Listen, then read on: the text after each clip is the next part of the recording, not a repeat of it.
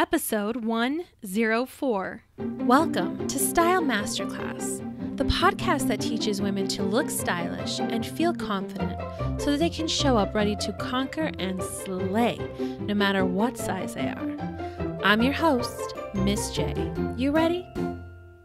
Welcome back to the podcast. This week, I'm going to give you my top style tips for curvy women. And this is not an all-encompassing list. This is just a good list to get you started. I've had some consults recently, and I think that perhaps certain things need to be clarified. So many of you are coming to me with very similar issues, so I thought I would do a top 3 tips episode, but really gear it towards my curvy women. Here's the thing. And if you get nothing else from this podcast episode, or even during your time with me, I want you to know this.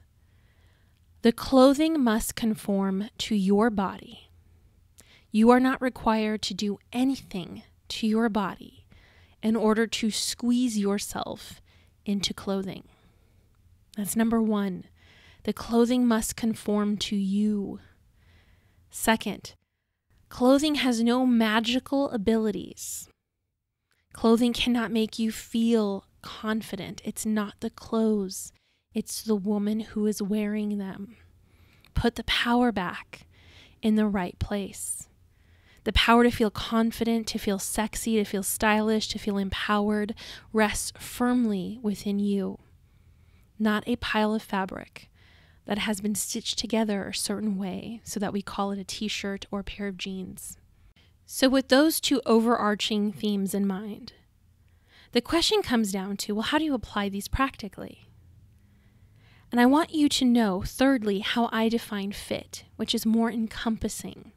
For a garment to fit, it should fit your body, it should fit your lifestyle, and it should fit your personal style.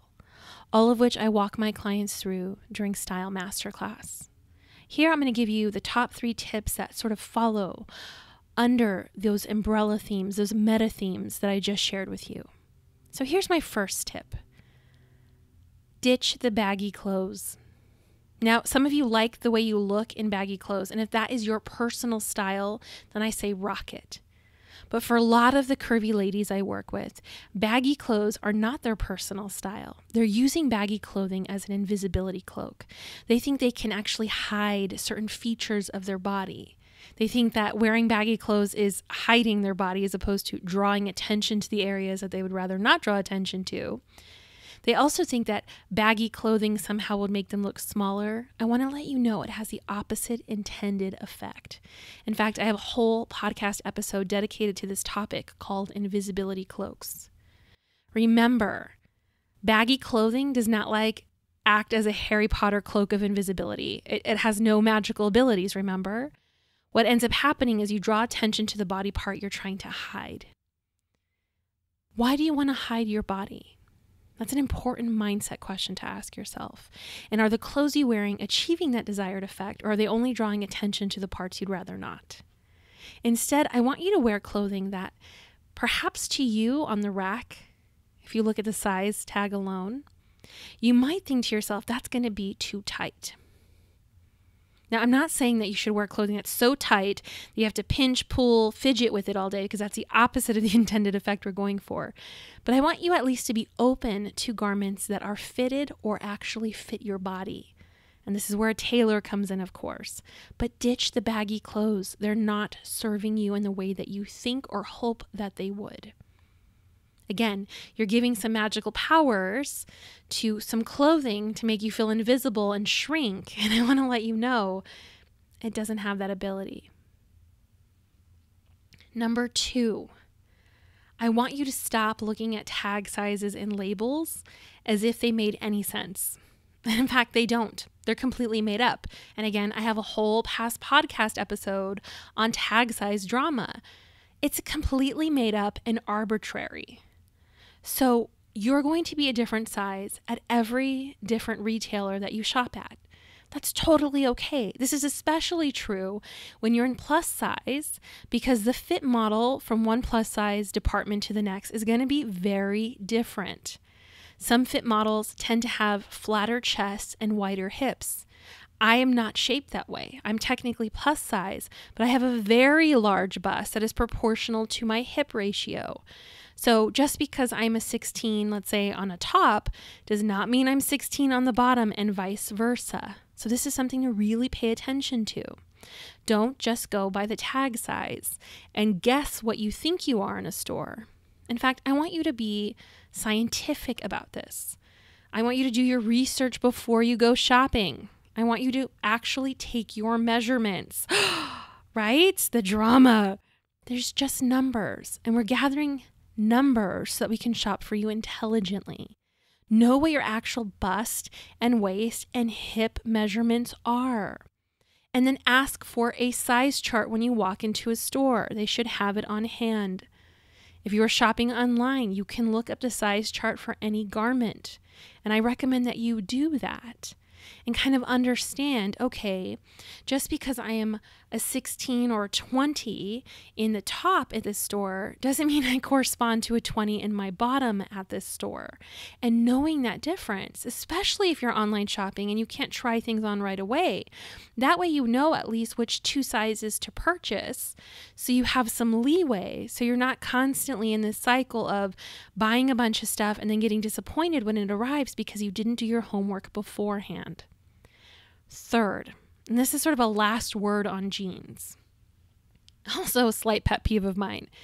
For whatever reason, plus size jean manufacturers have decided that plus size ladies need a bunch of weird details and distressing on their jeans. I don't know where this came from. Most plus size ladies I know aren't a huge fan. And here's why. When you put whiskers across someone's crotch, when you put these weird patches of fraying or distressing right below the pockets on a pair of jeans at the back of someone's thighs or the front of someone's thighs, and they have some thoughts about their thighs or their booty or their crotch area and cellulite, why in the hell would you put those things there to draw attention to parts that most ladies would rather mask, so to speak? Now, if you're into distressed jeans or whisker jeans, more power to you. If you like the way you look, rock on, my friend. But what a lot of plus size ladies find is that they'll buy these jeans. They actually might fit really nicely. And then they see a picture of themselves in those jeans later. And because light will be attracted to the lighter patches on those jeans, aka the crotch area or that thigh area, it brings attention to the place that they'd rather not bring attention to. So I just want you to consider that. This is a pure style tip, a last word on jeans. If you are going to try on jeans, practice the squat test. Make sure that they're going to survive a whole day, especially if they have a lot of Lycra built into the denim. They're going to sort of warm up. That rubbery material will warm up, and then those pants will sort of be around your ankles by the end of the day, and you'll have to do that little wiggle dance to pull them up. You know the one I'm talking about. So do the squat test. That's a good way to see if these pants are going to survive the whole day. Also, I want you to take a picture of yourself in the jeans. Don't look in the mirror in the janky lighting. I want you to actually take the picture of yourself so you can gain some objectivity, so that you know what you look like should the picture appear on Facebook or Instagram, and you won't be sort of shockingly introduced to certain parts of your body that you were not ready to see in that way. Ultimately, here's the thing. I could give you all the style tips in the world. In fact, I have tons to share, tons of recommendations, and lovely things that you could do to up-level your self-care and your style. But the most important recommendation I can give you is to make sure that you like how you look, that you like how you feel when you put a garment on. Your brain, your body are the ultimate measuring stick for whether something is stylish and or whether it makes you feel confident. I want you to think about the last time you felt confident. I want you to think about what you were wearing in that moment. And the best advice I can give you is to try to replicate those results. Not because the clothing had some magical qualities, but because you happened to wear something that was aligned with how you were already feeling about yourself. Play with that style formula. Play with that confidence formula.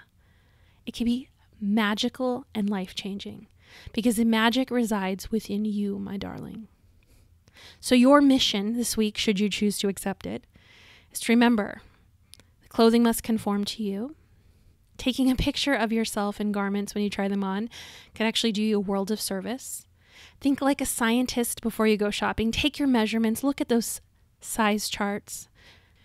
Go shopping armed with a list that is intelligent, knowing what you need and the size you are likely to need it in. And save yourself all the frustration of putting on clothes that don't fit. And remember, fit is more than just physical. Does it fit your personal style and your lifestyle? Ultimately, the power to feel confident and stylish resides within you and not a pile of fabric. All right, let's get it. Miss J out. Thank you for listening to today's episode. To learn more about how to work with me, go to judithgaton.com. Click on the Start Here button to get access to my free personal style class. I give you a quick style win, a confidence boost, and you walk away with the tools to start getting stylish. Who doesn't love that? See you there. Miss J out.